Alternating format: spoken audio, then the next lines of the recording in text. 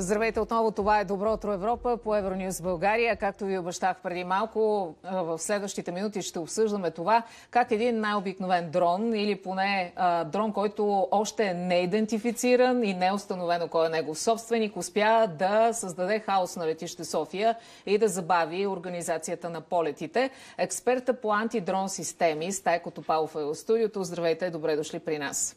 Здравейте. Имахте вече около 24 часа да помислите какво точно се случи на летище София и какъв е вашия коментар? Какво показва анализа ви до тук? Това, което има като непотвърдени данни в медиите, че дрона е летял над 1 час.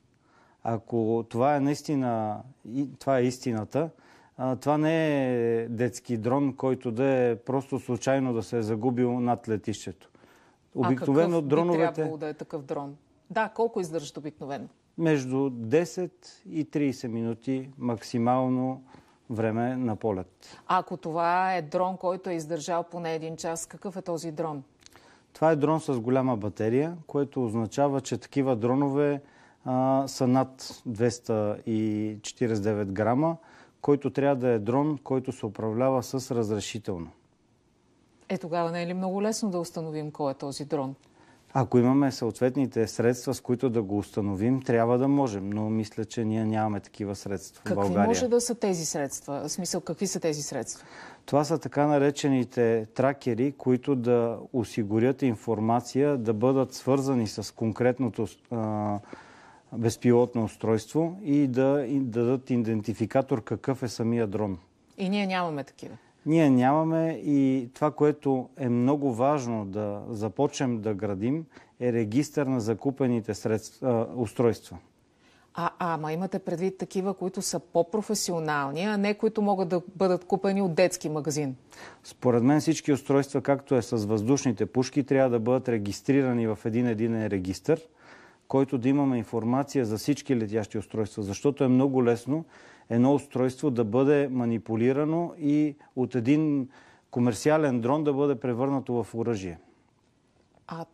Добре, това означава ли, че след като е такава ситуацията и казвате притеснително е, че 1 час е летял дрона по непотвърдени данни, сега следващото притеснително нещо е изобщо можем ли да установим кой е бил този дрон на този етап? Това разследване, което в момента се води, ще има ли резултати? Не вярвам да имаме способностите към този момент, нито на полиция, нито на РВД, нито на летище, да можем да открием кой е нарушителя. Защо? Трябва да имаме технически средства, с които да можем да го открием. А защо нямаме? Смисъл, не излиза ли, че всеки случайен човек с някаква малка машинка може да смути работата на летището? В този момент е точно така, както вие казвате. Самата нормативна уредба не е добре популяризирана. Хората не знаят къде нямат право да летят. На определени модели и дронове има в управлението карта, която показва къде са забранените зони. Но на голяма част от дроновете изобщо няма такава карта. И чух вчера доста от колегите, които казват, там е забранена зона. Ами забранена е. Това е обект от националната сигурност. Как я забраних? Значение. Как е забранена зоната на летище София? Има в картата онлайн картата на определени производители една рисунка. И в страницата на ГВА. Тоест, ние до сега сме разчитали само на добросъвестността на хората, които имат свои дронове, така ли? Точно така. Това казвате? Абсолютно така. И от тук насетна какви са нашите гаранции, че ние трябва да се повтори? Ние живеем вече в една ера на дроновете. Видяхме по време на войните, че всъщност дроновете са най-устойчивите оръжия, които се използват. Така че ние трябва много бързо държавата да си напише домашното.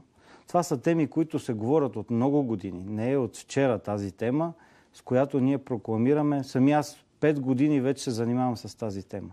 5 години разказвам на министри, на отговорни лица в критичната инфраструктура, че ние трябва да търсим решение в тази посока. Последните тенденции са, че имаме българско производство и това българско производство ще даде решение в тази посока. За съжаление имаме китайско производство с сменени етикети и опаковка, кръстено българско и чакаме резултати от това нещо. Ако утре стане инцидент, китайците ли ще носят отговорност? Ако беше станал инцидент, кой щеше да носи отговорност и каква опасност е навлизането на такъв апарат на територията на летище? На територията на летището, да, вчера имаше малко противоречиви изказвания и коментари. Самото летище носи отговорност.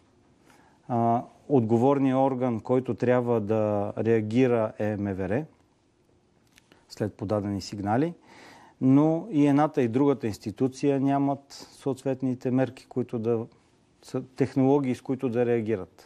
А как изобщо са го видели този дрон от РВД? Смисъл, той не е ли много малък? Тук отново няма идентификация малък, голям или среден е самия дрон. Най-вероятно не е бил толкова малък, щом са го видели, като познавам радарите на РВД.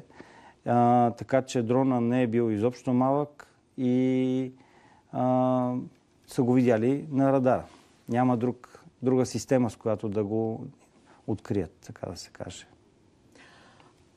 В такъв случай как бихте коментирали конспиративна теория, която върви отново в интернет и по форумите, че това е руски дрон, който събира информация за сигурността и това какво се случва на летище София? Дрона може да бъде за всяка една държава да работи. Това, че шпионажа не е задължително да е руски. Не знам защо в последно време говорим, че всичко лошо е руско. Този шпионаж може просто да е на терористи. Защо трябва да са руснаци? Видяхме в Сарафово какво се случи. Имало е предварително наблюдение, след като са видяли какви са реакциите във времето на съответните служби, са атакували. Защо трябва да са руснаци? Но нека да не разглеждаме да не разглеждаме да са руснаци, но все пак може ли това да е някакъв шпионски дрон, който проверява нашите системи за сигурност? Абсолютно е възможно. В района на Южния парк, там живея, и от балкона много често се виждат, че летят дронове. Нощно време. Нощно време е забранено да се пилотират дронове. И това беше много голям сигнал, че през нощта е открит дрона. Ако е през деня, да кажем, че едни деца са решили да летат, да изпробват нещо, което им е подарено за Нова година. Ето сега са дошли нещата от Китай, най-вероятно, които са поръчани покрай Нова година. И са решили да направят един тест. Но през нощта много малко дронове имат съответните камери, които могат да виждат през нощта. Така че тук най-вероятно самия пилот е разчитал на камера с нощно виждане, но нека органите да си свършат своята работа и да имаме пълна информация, може да анализираме и да дадем конкретика по въпроса. Не трябва ли, т.е. не е ли логично на такива обекти от национално значение и свързани с националната сигурност, каквото е летище София и всички други летища, да има някаква система, която като се засече подобен обект, той да бъде свален или неговата електроника да бъде блокирана или нещо, което да ни защити? Каква е практиката по света? На голяма част от европейските летища вече има решение. Понеже ние нямаме добре изградена нормативна уредба и не е ясно в нашия български закон каква е системата, която е допустима да бъде инсталирана на летища специално, тук според мен това е основната причина, че нямаме решение. Към момента вече е изградено.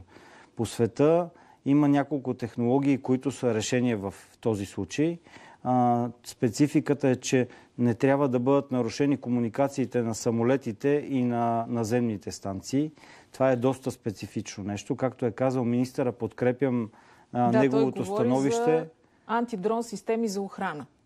Да, но неговия коментар беше, че те трябва да бъдат от специален тип, които да са адаптирани за нашата даденост, която има на летището, адаптирани и да отговарят на нормативната уредба, която е за Европа. Защото в Азия, в Америка има други нормативни уредби. Има възможност да се инсталират всякакъв тип системи. Но тук трябва да има такава система, която да не пречи на комуникациите на самолетите. Има такъв тип системи. Те са по киберпът прихващат комуникацията на дрона, заедно с пилота. Откриват къде е позиционирането на конкретния пилот, къде е позиционирането на дрона, по кой маршрут лети. Идентифицират самия сериен номер на дрона. Това е едно киберприхващане, което можеш да прихванеш дрона и да го приземиш на място, което е безопасно за инспектиране и проверка и ако има нарушение да бъде, ако има взривно вещество, да бъде неутрализиран или да бъде анализиран, ако има такъв материал, който е опасен за българската критична инфраструктура. Това го има във всеки треторазреден филм, екшън филм в... Има го, но не е толкова лесно. Но не е толкова лесно на практика, така ли? Аз през последните години съм видял много антидрон системи, включително и български, но за съжаление в света съм видял само 3 такива системи. И един от най-големите производители, израелски производител на такъв тип системи, показа на Формула 1 миналата година, че всъщност задачата не е толкова лесна. Дрон навлезе над пистата на Формула 1. Решението не е никак просто. Но тук имаме решение, което прокламирам вече близо 1 година. Какво е Трябва да търсим многослойно решение на проблема. Това означава, че имаме вече налични системи, които са на летището. Това са радари, оптики и други такива системи. Имаме възможност да комбинираме различните технологии, за да можем да постигнем 99% ефективност. Защото има няколко раздела дронове, които са с различен тип управление и затова задачата е толкова сложна. Но най-малкото и най-важното нещо е, ние трябва да имаме информация какво се случва там. Не говорим от много време за проблеми, но имаше проблеми на крайбрежието на Черно море от наша страна. Паднаха на един дрон. Смятам, че има много инциденти, но ние нямаме техническите способности да ги покажем. Има световни регистри не на един производител и не на една служба, които показват как ежедневно на летище Гейтуик ежедневно има инциденти с дронове и хора, които се опитват да снимат как излитат самолетите. Някои не са терористични атаки, но има и много, които са категоризирани като терористична атака. Ние нямаме технология, с която да го открием. Наистина ли е толкова малко разстоянието с шофьора на таксито, с който пътувах тази сутрин? Той ми каза, че буквално е 20 метра разстоянието от Христо Ботев до пистата, на която излитат и кацат самолетите. Толкова е малко разстоянието. По права въздушна линия разстоянието е наистина много малко. И риска е огромен. Риска е огромен. Какви са първите 3 неща, които трябва да се направят в момента, защото вървим към финала, имаме минута и половина? Най-важното нещо е, трябва да се направи анализ на наличното оборудване, за да не се инвестира повече. Трябва да се съберат експерти, не голям екип. Един сбит екип, защото хората, които разбират от темата, не са много. И след това вече да се избере технология, която България да реши да инвестира в тази посока и трябва да е дългосрочно. Това са системи, които на ежедневна база се апдейтват. В техните библиотеки добавят нови дронове. Има такива, които не работят на принципа на библиотеки, а работят на принципа на откриване на всеки радиосигнал. Така че просто трябва стратегия, която да е и най-важното нещо. Не трябва отново да ставаме свидетели на една корупционна схема, с която да бъдат източени едни пари и да се сложат едни системи, които не работят. Сами аз участвам в прототипирането на такъв тип системи. Не сме готови България да предложи решения в този аспект. Нека да заложим на това, което е доказано в света и работи. Много ви благодаря. Наистина важни въпроси, на които се надяваме да бъде потърсено и да бъде намерено решение, и то бързо. Стайко Топалов, експерт по антидрон системи. 7:30, време за новините. След това продължаваме.